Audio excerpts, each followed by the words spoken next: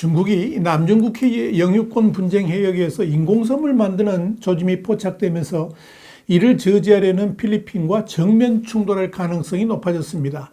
이와 함께 이 남중국해 이면 합의와 관련해서 필리핀은 중국 외교관을 추방할 것으로 알려져서 양국 간 긴장도 고조되고 있습니다.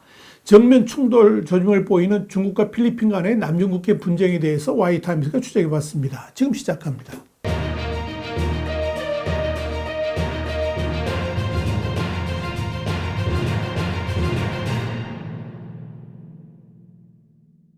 로이터 통신은 현지 시간으로 12일 페르난드 마르코스 필리핀 대통령은 전날 성명을 내고 남중국해 스프레트리 군도의 사비나 암초, 필리핀 이름으로는 에스코다 암초에서 중국의 불법적인 인공섬 건설 활동을 감시하기 위해서 해경선 한 척을 파견했다 그러면서 이 필리핀 해경 대변인인 제이 타엘라 준장은 사비나 암초에서 소규모 매립 활동이 포착됐고 중국의 소행일 가능성이 가장 크다고 말했다. 이렇게 보도했습니다. 이와 관련해서 타렐라 준장은 이 암초에서 필리핀 해경이 부서진 폐사 산호 파편 더미를 찾아냈다라고 밝혔습니다. 또한 중국 해군 군함과 해양조사선 등 수십 척이 이 암초 일대에 있다 그러면서 이들 중국 배들이 이곳에 머무른 것과 폐사한 산호의 파편 발견이 시기적으로 일치한다. 이렇게 지적을 했습니다. 이에 따라서 필리핀 해경은 이 사비나 암초의 모래톱 위에 폐사한 산호의 파편을 버리는 장면을 포착했고 그걸 또 기록하기 위해서 해경선 한 척을 사비나 암초에 정박시켰습니다. 이와 함께 필리핀 해경은 해양과학자들을 사비나 암초에 데려가서 폐사한 산호 파편이 자연적인 현상인지 인위적인 활동의 결과인지 가려낼 예정입니다. 마닐라 주재 중국 대사관은 필리핀의 주장에 대한 논평 요청에 즉시 응답하지 않았다. 이렇게 로이터는 밝히고 있습니다.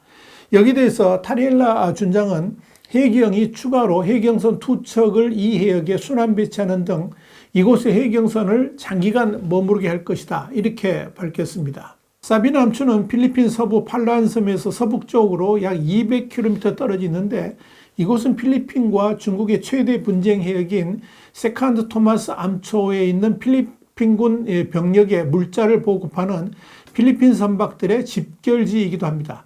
중국과 필리핀은 매년 3조 달러 상당의 무역이 이루어지는 남중국해에서 영유권 분쟁으로 1년 동안 격렬한 대립을 벌여왔습니다.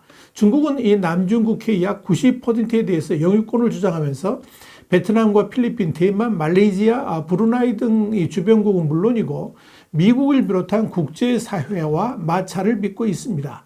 이 중국은 남중국해의 주변을 따라서 남해 구단선을 긋고 구단선 내 곳곳에 인공섬을 건설하면서 군사기지화해왔습니다. 반면 상설중재재판소는 2016년에 중국의 영유권 주장이 국제법상 근거가 없다라고 판결한 바 있습니다.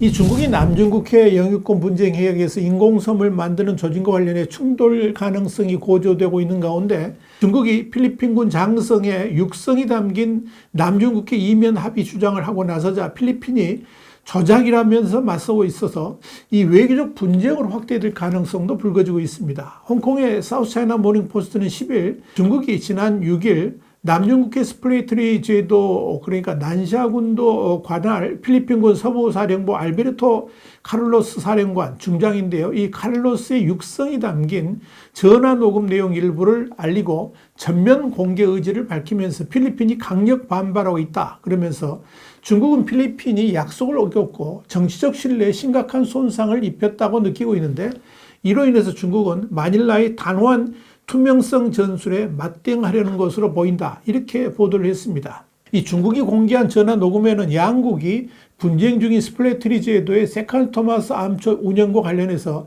재보급 업무를 처리하는 새로운 모델에 합의했다. 이런 내용이 포함됐습니다. 그러나 통화 중에 카를로스가 누구하고 통화를 했는지 또한 구체적인 내용이 무엇인지는 밝히지를 않았습니다. 또 로드리고 두테르테 전임 대통령이 시진핑 중국 국가주석과 세칸 토마스 암초에 필리핀이 필수 물자만 보내고 시설 보수나 건설은 하지 않기로 합의한 걸 바탕으로 새로운 운영 방안이 합의된 것으로 전해지지만 필리핀은 이를 부인하고 있습니다.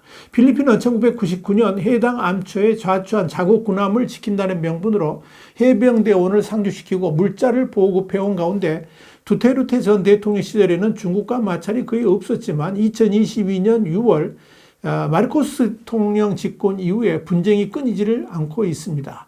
필리핀의 보급선에 대해서 중국은 수개월째 물대포 발사와 선박 충돌 등으로 차단하고 있고, 이에 필리핀도 강력하게 맞서면서 이 남중국해 영유권 분쟁이 양국 간 충돌 일부 직전까지 고조되고 있는 상태입니다. 여기에 대해서 중국은 마르코스 필리핀 대통령이 이전 정부 때 맺은 이면 합의마저 이행을 거부한다 그러면서 강력하게 비난해왔고, 반면 필리핀 정부는 남중국해 문제를 둘러싼 이전 정권과 중국의 이면 거래에 대해 아는 바 없고 국익에 반하는 합의가 있었다며 무효라는 입장을 보이고 있습니다. 카를로스 중장의 전화통화 녹음 공개와 관련해서 필리핀군 참모총장 로미오 브라우너는 녹취록은 쉽게 조작될 수 있고 딥페이크를 사용하여 오디오 녹음을 제작할 수 있다 그러면서 중국의 이런 주장은 단지 서필리핀 해에서 진행 중인 중국 해안경비대의 공격적인 행동을 방해하기 위한 목적일 뿐이다, 이렇게 주장을 했습니다. 그러면서 해당 대화를 녹음한 주 필리핀 주재 중국 대사관 외교관에 대해서 필리핀 외교당국에 신속한 조사를 촉구하고 불법 사실이 확인되면 추방 조치하라고 주문하기도 했습니다. 중국이 외교회담, 특히 비공개 논의 내용을 공개하는 것도 아주 이례적인 일입니다. 이런 가운데 필리핀군은 근래 3주에 걸쳐서 이례적으로 자국 영해방 남중국해에서 실시한 미국 등과의 연례 발리카탄 군사훈련에서 사실상 유사시 대만 탈환 훈련까지 벌인 바 있는데, 특히 이 훈련이 중국의 대만 침공 상황을 가정한 것이었다는 점에서 중국은 화를 참지 못하는 기색이 역력합니다. 이를 두고 중국이 외교 문서격인 필리핀군의 카를로스 중장의 전화통화 녹음을 모두 공개하려는 비외교적 조치를 불사하는 것도 이런 맥락에서 이해가 될 수 있을 겁니다. 이에 대해서 중국 베이징 대학의 싱크탱크인 SCSPI의 후보 소장은 필리핀이 중국과의 어떤 합의 이행도 거부하는 상황에서 나온 중국 대응이 해당 녹음 공개라고 짚었습니다. 중국 남중국해 해양법률정책연구센터의 딩도 부소장도 중국에 대해서 필리핀은 약속을 깨고 있으며 이는 양측 간의 정치적 신뢰를 심각하게 손상시켰다라고 주장을 했습니다. 그는 이어서 두 나라 사이에 일부 외교 채널이 여전히 열려 있지만 지난해 긴장이 고조된 이후에 고위급 상호작용이 대부분 보류됐다 그러면서 두 나라 사이에 정치적 신뢰는 완전히 무너졌다라고 평가를 했습니다.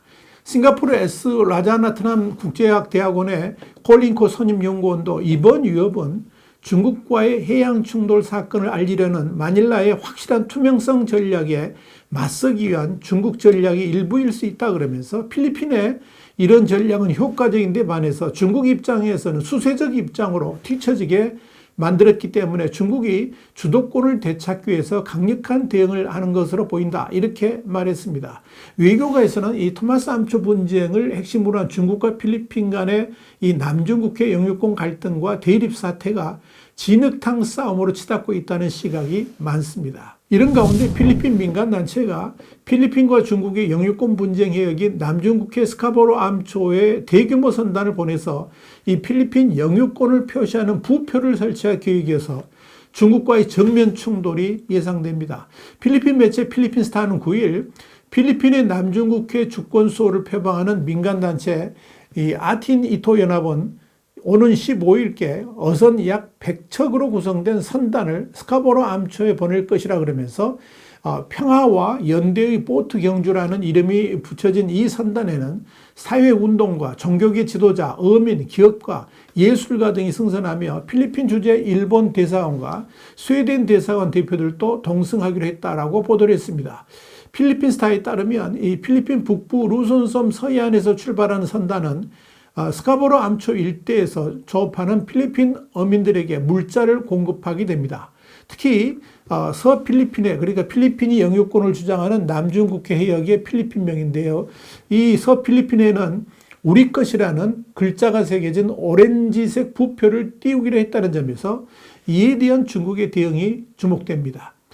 이 단체 공동의장인 라파엘라 데이비드는 우리의 계획은 중국 선박들을 찾는 관광여행이나 분쟁을 선동하려는 도발이 아니다 그러면서 우리 영토 안에서 필리핀인 시민권을 정당히 행사하는 것이다 이렇게 밝혔습니다. 또한 부표 설치는 서필리핀해가 강탈할 대상이 아니라는 명확한 메시지를 중국에 보내는 것이다 이렇게 덧붙였습니다. 이 단체는 지난해 12월 필리핀과 중국의 대표적인 영유권 분쟁 해역인 세칸트 토마스 암초에 선단을 보냈다가 도중에 중국 선박들이 집요하게 따라붙자 선단을 되돌리기도 했습니다. 스카보로 암초는 지난달 30일 중국 해경선들이 필리핀 해경선 등의 물대포 공격을 가한 곳이기도 합니다. 이 공격으로 필리핀 해경선의 난강과 지붕이 파손되자 필리핀은 필리핀 주재 중국 공사를 초치해서 항의하는 등 양국 간 대립이 한층 격해졌습니다. 자, 문제는 필리핀 단체의 이런 행동에 대해서 중국이 가만히 있지 않을 것이라는 점입니다.